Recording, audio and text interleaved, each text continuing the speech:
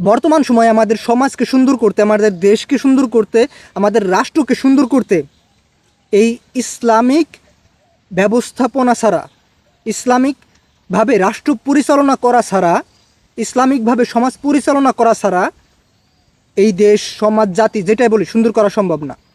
এখন বলবেন যে অনইসলামিকভাবে, মানে ইসলামিক ছাড়া কোনটা পরিচালনা হইতেছে? এই যে ব্যাংকিং ব্যবস্থা, সুদের ব্যবস্থা, এইটা আল্লাহ তাআলা নিষেধ করছেন।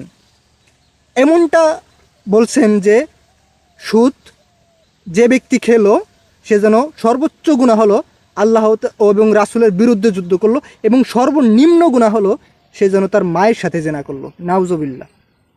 আমরা তো এখন এটাকে কিছুই মনে করি না। এখন তো গ্রামে গঞ্জে কিস্তির স্যাররা আসে, ম্যাডাম বলি, স্যার বলি, তারা এসে কিস্তি সাধে। বাড়ি বাড়ি এসে এখন সুদ খাওয়ানো হয়। সুদ আপনি খাবেন না কিভাবে? আপনাকে বাড়ি এসে টাকা দিয়ে যাবে, তার উপরে পার্সেন্টেজ নেবে, সুদ নেবে, মুনাফা নেবে। এখন তো সুদের অনেকগুলো নাম হয়েছে, মুনাফা, প্রফিট, যেটাই বলেন।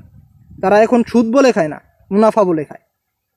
এটা সুদই, আপনি যেভাবেই খান। আপনি টাকার যেই পরিমাণ টাকাটা দিবেন তার থেকে অতিরিক্ত টাকা নিয়ে হয় সুদ। আপনি কিসের জন্য নেবেন? রাসূলুল্লাহ সাল্লাল্লাহু আলাইহি ওয়াসাল্লাম, আল্লাহ তাআলা এটা নিষেধ করছেন। আর আমরা এখন এইভাবে যদি সমাজ পরিচালনা করি, এইভাবে যদি রাষ্ট্র পরিচালনা করি, তাহলে এই রাষ্ট্র, এই সমাজ কি ভালো সুন্দর হবে? হবে না, অসম্ভব। তাই প্রিয় ভাই, এই